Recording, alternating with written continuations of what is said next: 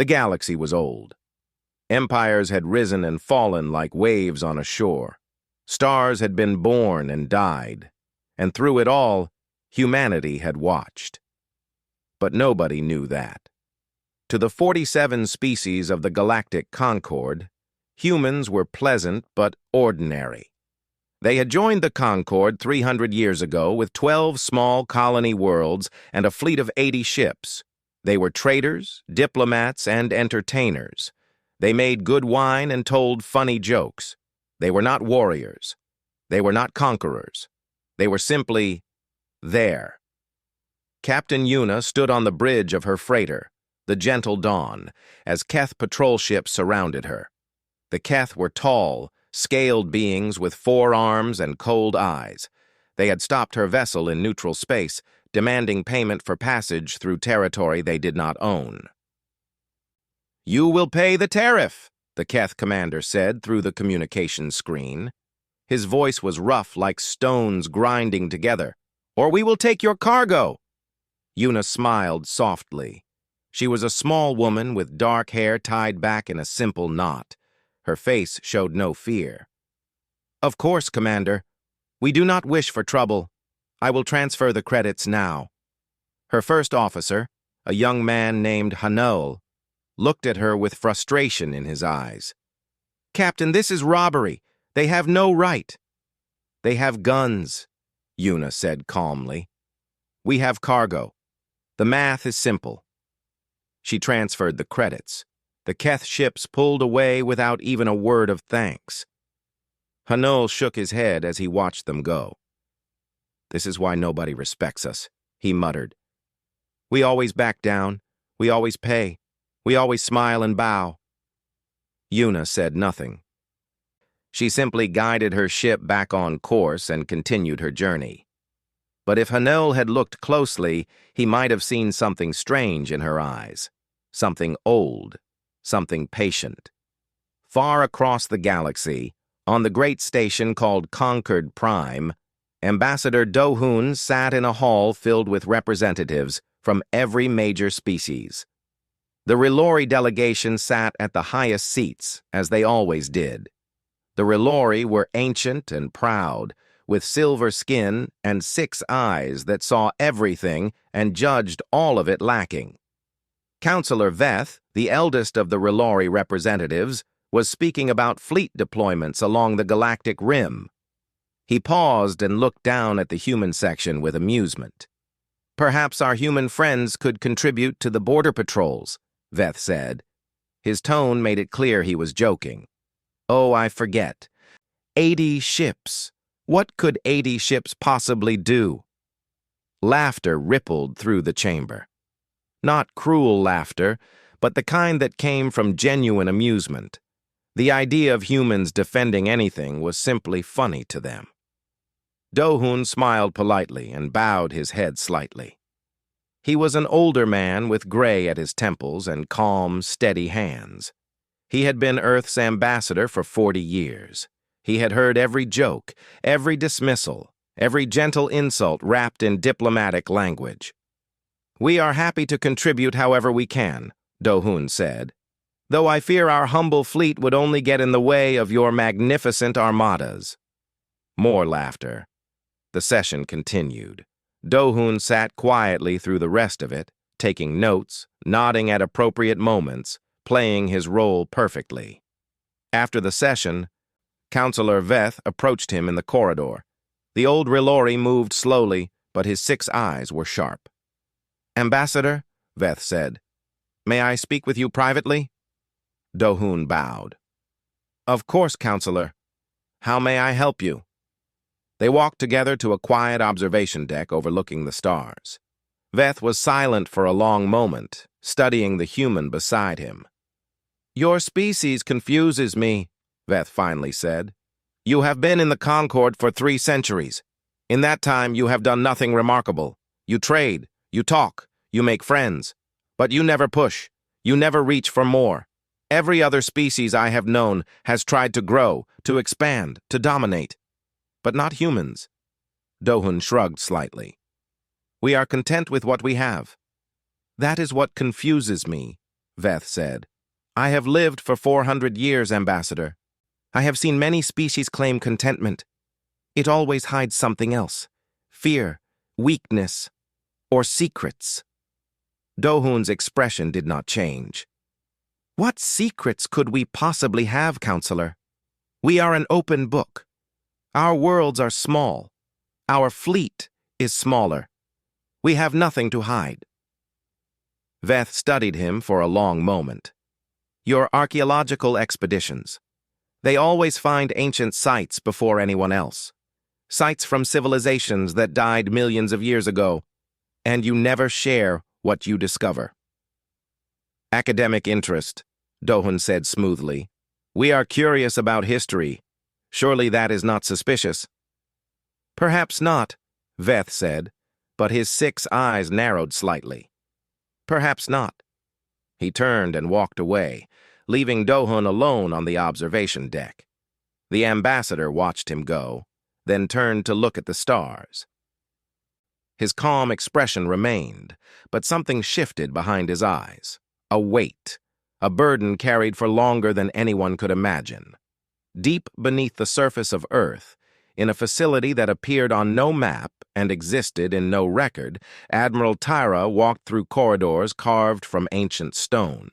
The walls were lined with screens showing data from across the galaxy, fleet positions, resource allocations, threat assessments. She was a tall woman with silver streaks in her black hair and eyes that had seen too much. She had served in this facility for 60 years, though her appearance suggested she was no older than 40. Life extension technology was one of humanity's many secrets. She entered the main command center. It was vast, larger than most cities. Holographic displays filled the air, showing ship deployments across 100 star systems. But these were not the 80 ships that the galaxy knew about. The displays showed 800,000 vessels. They were hidden in dead moons, buried in asteroid fields, sleeping in the dark spaces between stars. Some were ancient, built 12,000 years ago, when humanity first mastered faster-than-light travel. Others were new, constructed in secret over the past century. All were waiting. An officer approached her. "Admiral, we have received a transmission from the Boundary Station. Priority 1. Tyra took the datapad and read the message. Her face remained calm, but her hands tightened slightly on the device. "The Vorn," she said quietly. "They have crossed the boundary." The officer paled. "Admiral, the last time the Vorn came was 11,000 years ago. We thought they were gone." "They are never gone," Tara said. "They only sleep, and now they have awakened." She looked up at the massive display showing the location of every hidden human ship.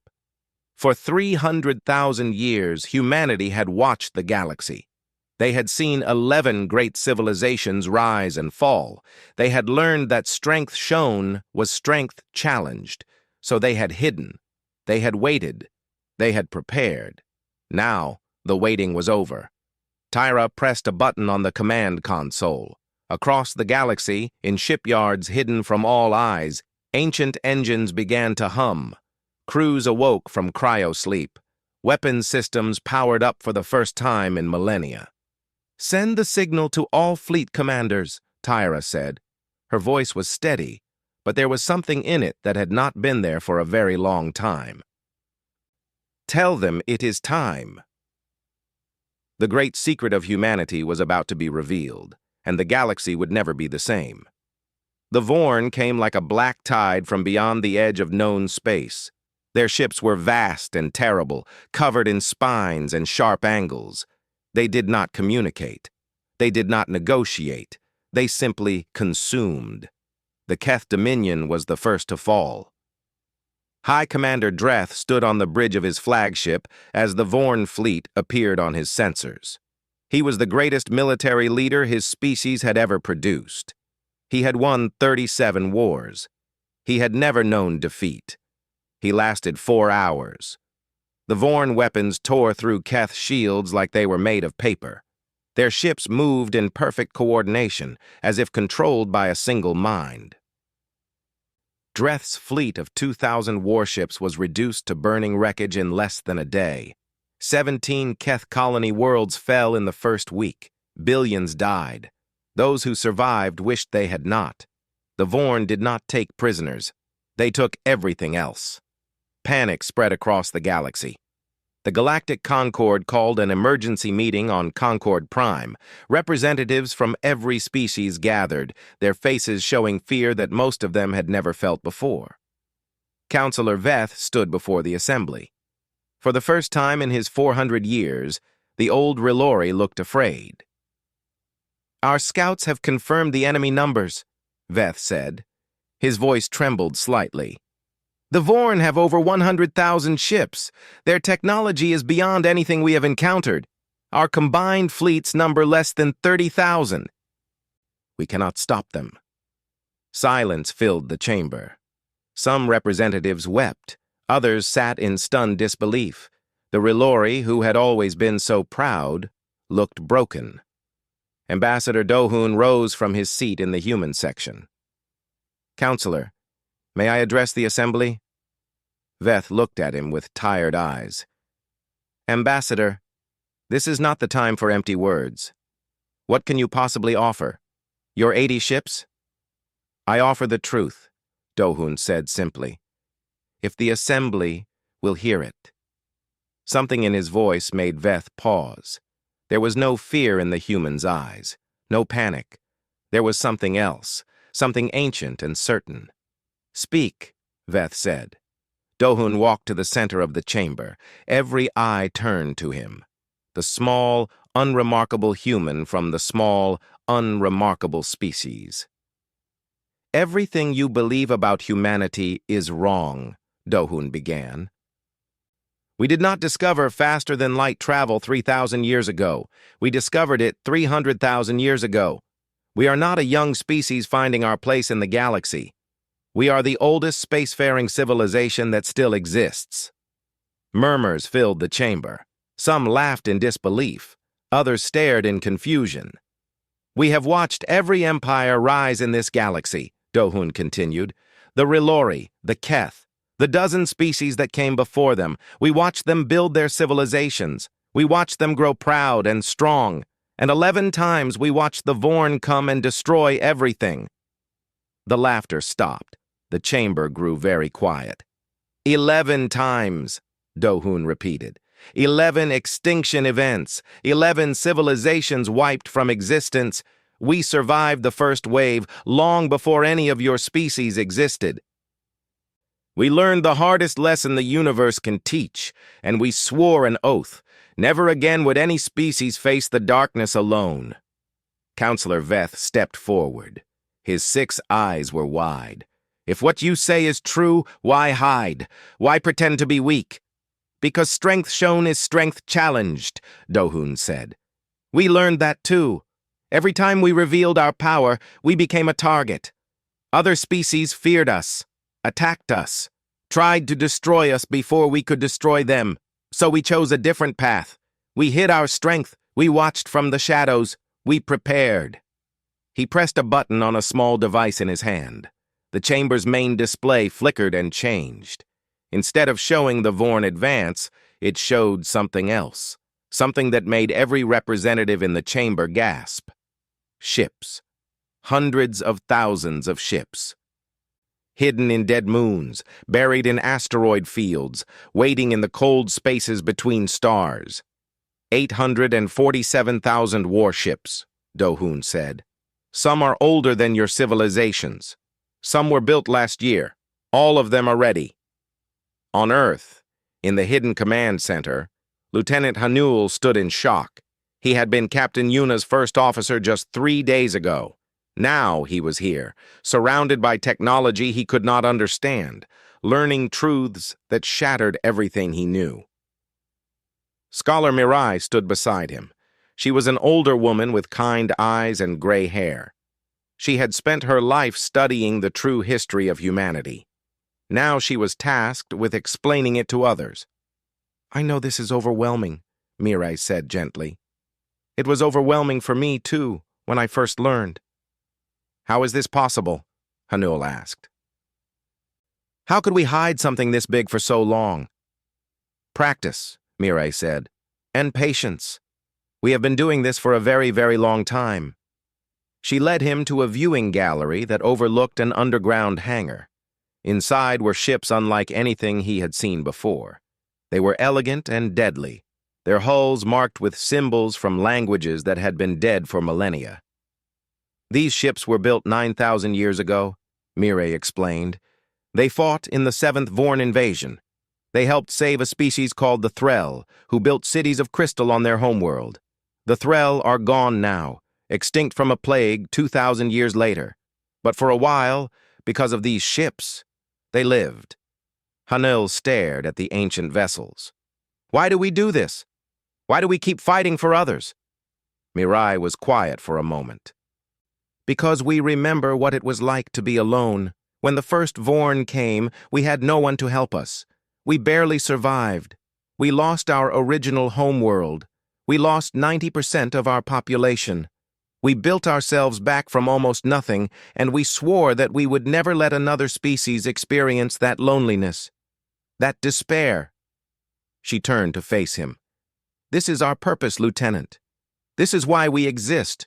Not to conquer, not to rule, but to protect, to stand in the darkness so others do not have to. Across the galaxy, dead moons began to split open. Asteroid fields shifted as hidden shipyards activated. Ships that had slept for thousands of years powered up, their ancient engines humming with energy that had not flowed through them since before the Rilori had discovered fire. General Jisoo stood on the bridge of the command ship Eternal Watch. She was a woman of middle age with sharp eyes and a calm voice. She had commanded human forces in secret operations for over 80 years. She had fought pirates, stopped invasions, and protected species who never knew they were being protected. Now she would lead the largest military action in human history. All fleet commanders report ready, her tactical officer announced. 847,000 ships standing by. Jisoo nodded. She looked at the tactical display showing the Vorn advance. They were heading toward the Rilori homeworld. If it fell, the Concord would collapse. The galaxy would burn. Send the signal, she ordered. All fleets advance to designated positions. We deploy in 12 hours. The message went out across the galaxy through communication systems that no other species knew existed. In hidden bases and secret shipyards, crews made final preparations. Weapons were charged. Shields were tested. Prayers were said. On Concord Prime, the representatives watched in stunned silence as the display showed human ships beginning to move, emerging from shadows, rising from tombs, awakening from sleep that had lasted centuries. Ambassador Dohun stood calmly before them all. The Vorn know us, he said. They have fought us before, they have reason to fear us, and now they will remember why. Counselor Veth stared at the human with new eyes. Everything he had believed was wrong. The galaxy was older and stranger than he had ever imagined. And the species he had dismissed as weak and unremarkable was about to save them all. What do you need from us? Veth asked quietly. Dohun smiled. It was a warm smile, but there was steel beneath it. Stay behind us. Protect your civilians. And watch. We have been preparing for this moment for a very long time. The ancient fleet of humanity was rising, and the Vorn were about to learn that some prey fights back. The galaxy had never seen anything like it. Ships emerged from places no one had thought to look. Dead moons cracked open like eggs, releasing vessels that had waited inside for thousands of years. Asteroid fields shifted and parted as hidden shipyards activated. Empty regions of space that sensors had always shown as void suddenly lit up with the energy signatures of massive fleets. Fleet Admiral Su Jin stood on the bridge of the First Dawn, the oldest ship in humanity's arsenal. It had been built 14,000 years ago, in the desperate days after the first Vorn invasion. Its hull was scarred with the marks of battles that history had forgotten. Its engines ran on principles that modern physics could not explain. and it still worked perfectly. Sujin was 212 years old. Life extension technology had kept her body young, but her eyes held the weight of centuries. She had commanded ships before the Relori had built their first telescope. She had fought enemies whose names no longer existed in any record, and now she would fight once more. "Fleet status," she said calmly. Her tactical officer, a young man named Tae Yang, checked his displays. "All 847,000 vessels report ready, Admiral. The ancient ships are performing within expected parameters. No major system failures." Sujin nodded. Tae Yang was one of the youngest officers in the command structure, barely 40 years old. His job was to maintain the oldest ships in the fleet, machines built before his ancestors had learned to write. It was a responsibility that would have crushed most people. He handled it with quiet confidence. "The conquered fleet is requesting permission to join our formation," Tae Yang added. Sujin considered this. The conquered fleet was small and damaged after their early encounters with the Vorn. Adding them to her formation would provide little military benefit, but this was not just about military benefit. "Grant permission," she said. "Place them in the center of our formation, protected positions. Admiral, they will not contribute much to the battle from there." "I know," Sujin said, "but they need to see. They need to be part of this. When the history of this war is written, it must be the history of a galaxy that fought together, not a galaxy that was saved by strangers." Tae Yang nodded and relayed the orders. Across the fleet, similar scenes played out. On the destroyer Everwatch, Captain Yuna stood on her bridge once more. 3 days ago, she had been a merchant captain, hauling cargo and paying bribes to Keth patrol ships. Now she wore the uniform she had not worn in 80 years, commanding a ship she had last flown during a war that no one remembered. Her crew was waking from cryo-sleep. They were veterans of a dozen hidden conflicts, men and women who had lived double lives for centuries, traders by day, soldiers when needed. Her first officer, a woman named Suji, approached her. "Captain, all systems are online, weapons charged, shields at full power." Yuna nodded. She looked at the tactical display showing the Vorn advance. They were close now, less than 3 days from the Relori homeworld. "How many times have we done this, Suji?" Yuna asked quietly. Suji thought for a moment. "This is my 7th Vorn engagement, Captain. Yours?" 11th, Yuna said. "I fought in the last major incursion, 11,000 years ago. I was young then, scared. I watched friends die in numbers I cannot describe." She turned to face her crew. They were good people, dedicated, brave. Most of them were young, at least by human standards. The oldest, besides herself, was only 300. "This will be difficult," Yuna told them.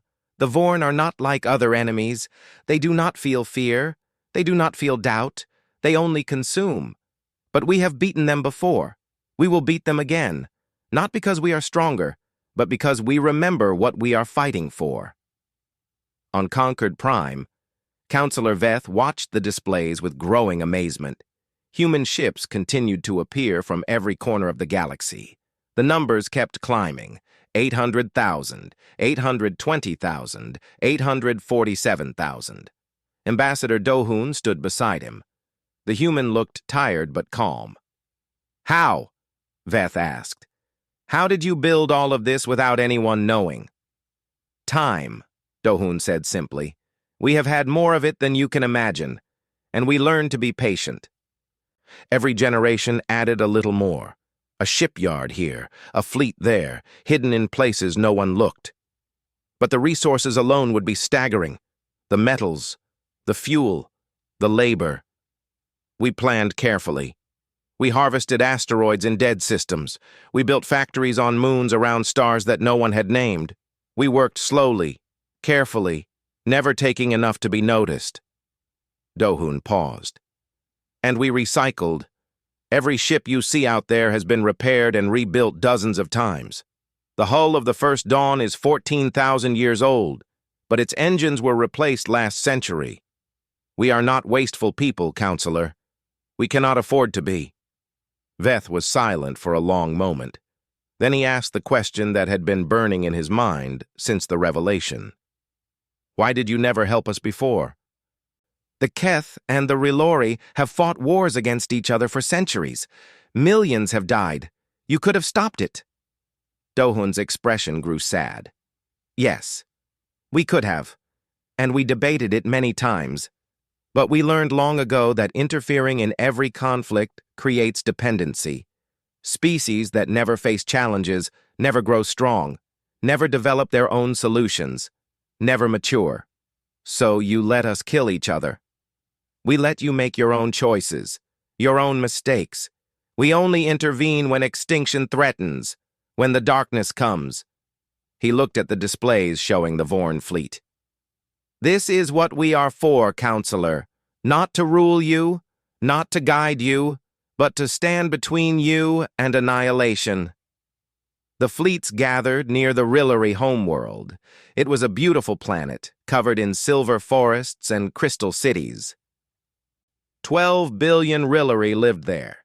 If the Vorn reached it, none would survive. Admiral Terra commanded the defensive formation. Her ships formed a wall between the planet and the approaching enemy. Behind her, the battered remnants of the Concord fleet took their protected positions. A Rilori commander named Ketha contacted her. Admiral, my ships are ready to fight. We do not need to hide behind you. I know you don't, Tyra said gently, but your ships are damaged. Your crews are exhausted. Let us handle the first wave. Save your strength for what comes after. What comes after? Rebuilding, healing. That is just as important as fighting. Perhaps more. Ketha was silent for a moment, then quietly, Thank you for coming, for revealing yourselves. We did not deserve your protection. Everyone deserves protection from the Vorn, Tyra said. Everyone. That is not something you earn. It is something you have simply because you exist. The Vorn fleet appeared on sensors, 90,000 ships moving in perfect formation. Their hulls were black and covered in spines. They looked like nightmares given physical form. Tyra studied them calmly. She had fought them twice before, thousands of years ago.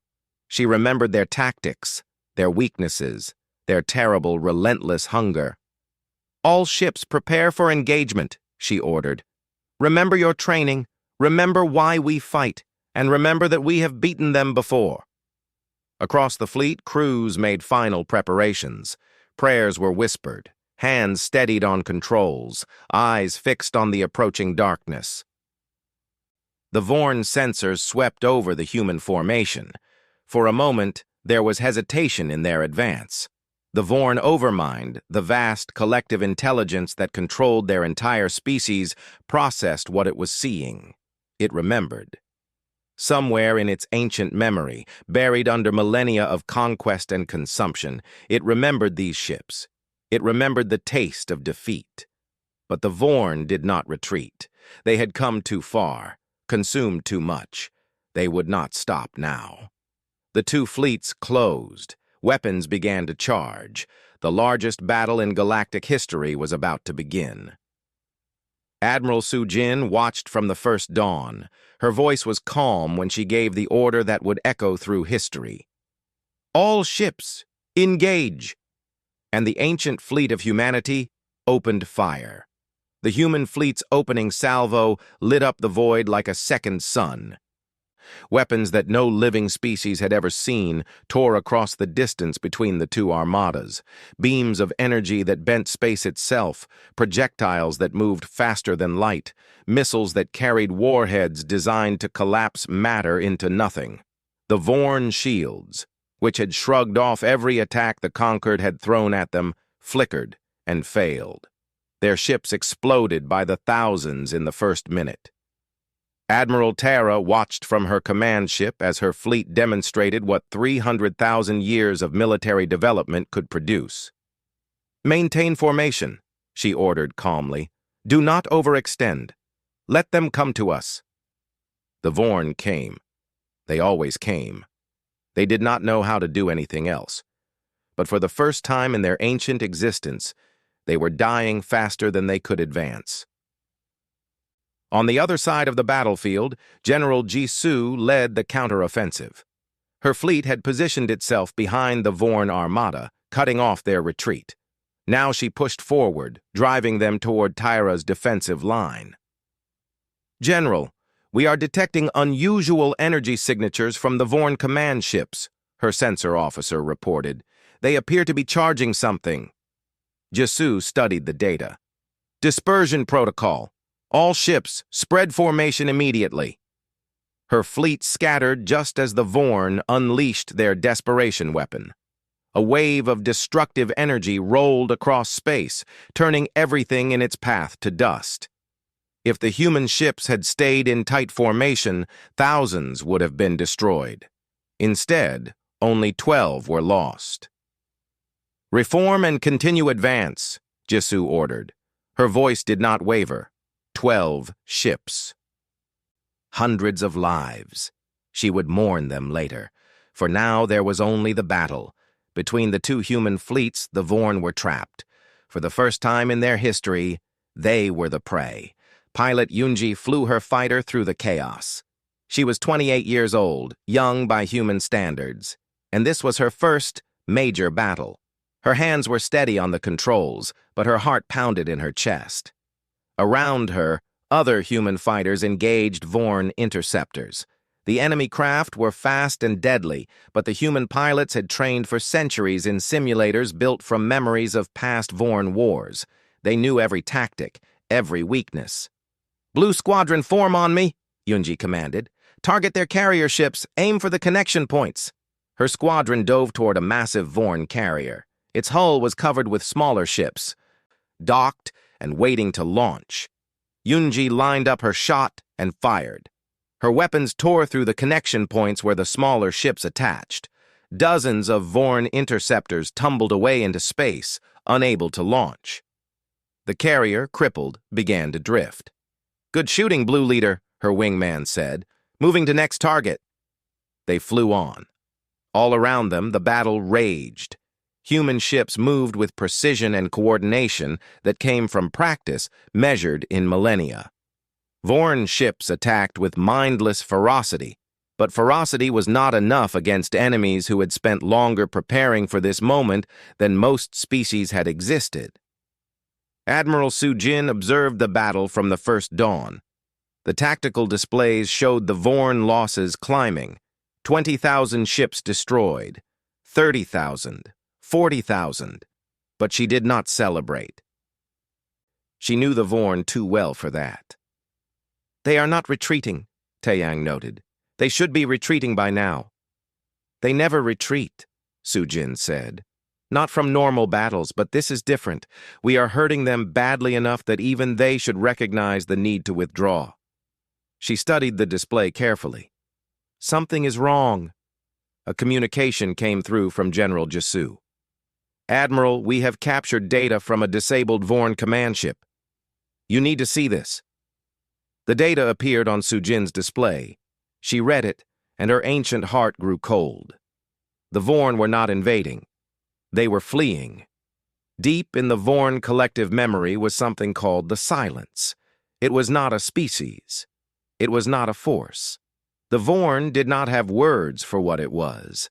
They only knew that it came from beyond the edge of everything, and that it consumed in ways that made even the Vorn seem merciful. The Silence had awakened. It was moving toward the galaxy, and the Vorn, who had never feared anything, were running from it. "They are refugees," Jisoo said through the communication. "They destroyed the Keth worlds not out of conquest but out of desperation. They needed resources to keep moving, to stay ahead of what follows them." Soo-jin was quiet for a long moment. 300,000 years of fighting the Vorn, and she had never imagined this. She had thought them monsters. Perhaps they were, but even monsters could be prey to something worse. "Does this change our strategy?" Taeyang asked. "No," Soo-jin said firmly. "The Vorn are still a threat. They will still destroy everything in their path if we let them. We must stop them here. But she looked at the display showing the direction the Vorn had come from. Somewhere out there, in the darkness beyond the galactic rim, something terrible was stirring. But we must prepare for what comes next, she finished. The battle continued. The Vorn fought with increasing desperation. They knew that losing here meant facing the silence with depleted forces. They threw everything they had at the human lines. Admiral Tyra's defensive formation held. Ships were damaged. Some were destroyed. Crews died. But the line did not break. Captain Yuna's Everwatch took heavy damage during a concentrated Vorn assault. Her shields failed. Her hull was breached in 3 places, but she held her position. Engineering. Can we maintain combat effectiveness? She asked. Barely, Captain, Suji responded. We have maybe 30 minutes before main power fails. Then we make those 30 minutes count. The Everwatch continued firing. Its weapons carved through Vorn ships even as its own structure groaned under the strain. Yuna did not retreat. She had not retreated in 11,000 years of service. She would not start now. The Vorn Overmind watched through 1,000,000 eyes as its forces crumbled. It was ancient beyond human comprehension, a collective intelligence that had consumed thousands of species across dozens of galaxies. It had never known true defeat, until now. It reached out to General Jisu's flagship with a communication. Its voice was like static mixed with screaming. You are old, it said.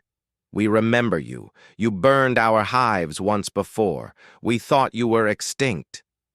Jisu's response was calm. We wanted you to think that. The silence comes. You cannot stop it. Nothing can stop it. We tried. We failed. You will fail too. Perhaps, Jisu said, but we will not fail today. And tomorrow we will prepare. That is what we do. That is what we have always done. The Overmind was silent for a moment. Then, you are strange creatures. You protect species that would destroy you if they could. You hide your strength when showing it would give you power over all others. We do not understand you. No, Jisu agreed. You never did. The communication ended. Moments later, the Vorn began to retreat, not toward the galactic core where more human fleets waited, but back toward the rim, toward the silence. They chose to face the unknown terror rather than continue fighting humanity. The battle was over. The human fleet had lost 12,000 ships. The Vorn had lost 63,000. It was the largest victory in galactic history, against an enemy that had never been defeated before. But Admiral Su-Jin felt no joy as she surveyed the aftermath. The Vorn were fleeing toward something so terrible that even they feared it, something that would eventually reach the galaxy. Send word to all fleet commanders, she ordered. Begin recovery operations. Honor our dead. And then, she paused, looking at the stars. And then we start preparing again. The silence is coming. We must be ready. The ancient fleet had won, but the real battle, Su-Jin knew, was yet to come. 1 month after the battle, the galaxy was still trying to understand what had happened. The Vorn were gone. Their shattered fleet had fled toward the galactic rim, choosing to face the unknown terror called the silence rather than continue fighting humanity. For the first time in recorded history, an existential threat had been turned back completely, but the victory had changed everything. Nothing could be the same again. Ambassador Dohun stood before the Galactic Concord Assembly. The chamber was full, every seat occupied by representatives who looked at him with eyes that held a mixture of gratitude, fear, and uncertainty. We understand your feelings, Dohun began. His voice was calm and warm. We have kept secrets from you for 300 years. Some of you feel betrayed. Some feel frightened. Some wonder if we will use our power against you now that it is revealed. He paused, letting his words settle. These fears are reasonable. I will not insult you by dismissing them. Any species with the power we have shown could easily dominate this galaxy, could conquer every world, could rule as emperors over all others. The chamber was silent. Many representatives held their breath. But that is not who we are, Do-hun continued. That has never been who we are. We have had 300,000 years to become conquerors. We chose not to. We have watched 11 civilizations rise in this galaxy. We could have controlled them all. We chose instead to protect them. He looked around the chamber, meeting the eyes of delegates from every species. 11 times we fought beside the peoples of this galaxy against the Vorn. 11 times those peoples fell, not because we failed to fight, but because they were not ready. They had not developed the technology, the unity, the strength to survive. Each time, we mourned. Each time we swore to do better, to hide deeper, to prepare more carefully, to give the next civilization every chance to grow strong before the darkness came again. Counselor Veth rose from his seat. His 6 eyes were moist with emotion he did not try to hide. "Why reveal yourselves now?" he asked. "You could have fought the Vorn in secret, destroyed them before they reached us, remained hidden." "Yes," Do-hun admitted. "We debated that. Some among us argued for exactly that approach. But this time was different. This time the Concord held together. When the Keth fell, the Rilori did not use it as an opportunity to expand. You offered them refuge. When the Vorn advanced, your fleets stood together instead of running to protect only your own worlds. You showed unity. You showed courage." His expression softened. "You showed that you were ready to know the truth, and we decided that you deserved to know it." Scholar Mirai stood in the great archive beneath Earth's surface. Around her were records stretching back further than any other species could imagine. Histories of civilizations that had risen and fallen before the Rilori had evolved. Maps of empires that had controlled half the galaxy when the Keth were still single-celled organisms in a primordial ocean. Representatives from every Concord species had been invited to view the archives. They walked through the halls in silence, overwhelmed by the weight of history around them. A young Rilori scholar named Tesh stopped before a display showing the first Vorn invasion. The images were ancient, preserved through technology that seemed like magic. "This was 300,000 years ago?" Tesh asked in disbelief. "Yes," Mirai said. "Humanity was young then. We had only been in space for a few thousand years. We thought we were alone in the universe. Then the Vorn came. The display showed ships burning, worlds dying, humans fleeing through space with nothing but the clothes on their backs and the ships they had managed to save.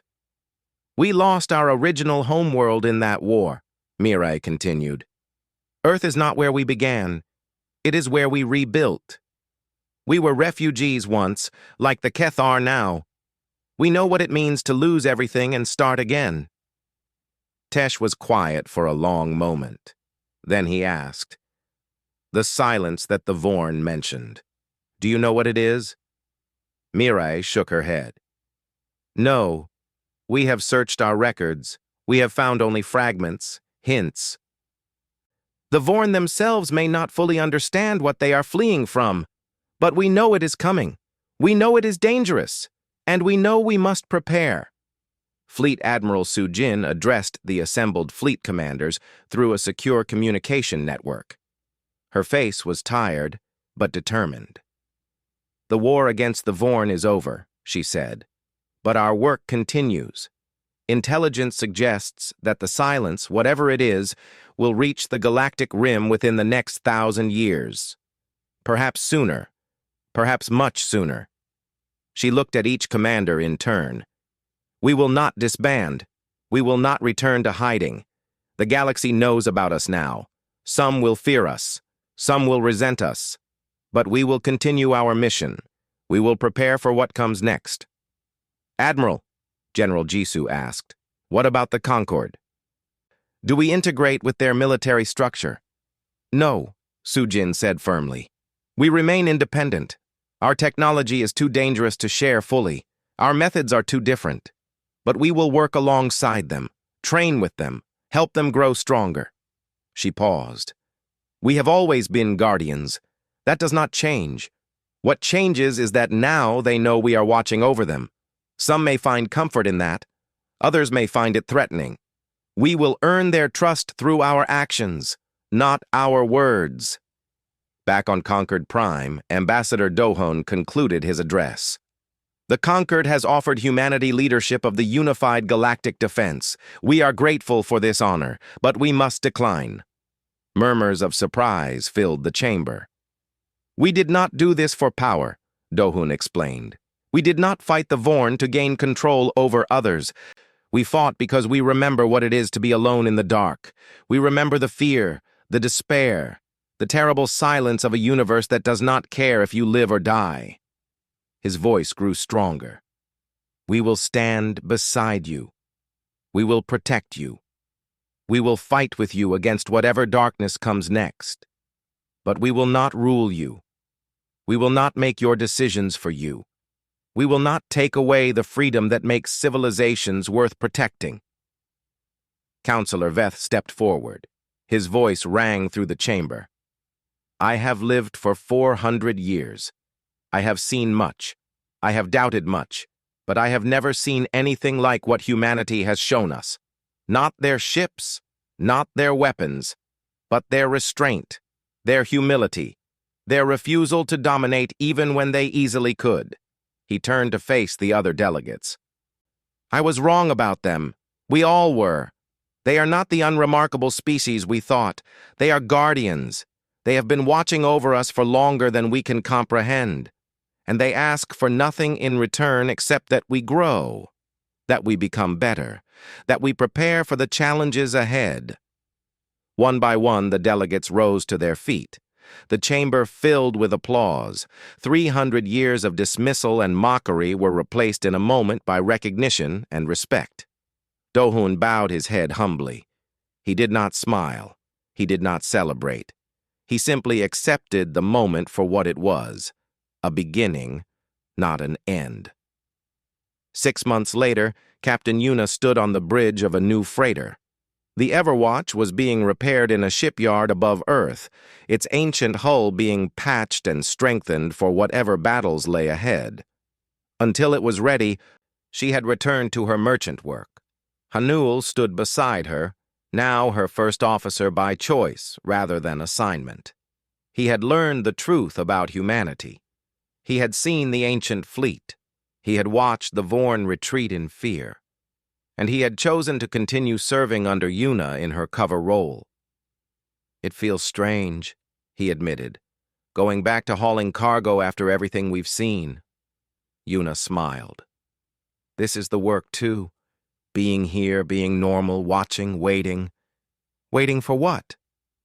For when we are needed again." She looked out at the stars. "The silence is coming. It may take centuries. It may take millennia. But it will come. And when it does, we will be ready." She guided her freighter away from the station and set course for a trading port 3 systems away. To any observer, she was just another merchant captain. Unremarkable, ordinary. But her ship had a few extra modifications now. Hidden weapons, reinforced shields, a direct line to fleet command. Captain Yuna had been doing this for 11,000 years. She suspected she would be doing it for 11,000 more. And somewhere beyond the edge of known space, in the darkness between galaxies, something vast and terrible continued its slow approach. The Vorn had run from it. The galaxy did not yet know to fear it, but humanity knew. Humanity remembered. Humanity prepared, as they always had, as they always would. The stars continued to shine, the galaxy continued to turn, and the Guardians kept their watch.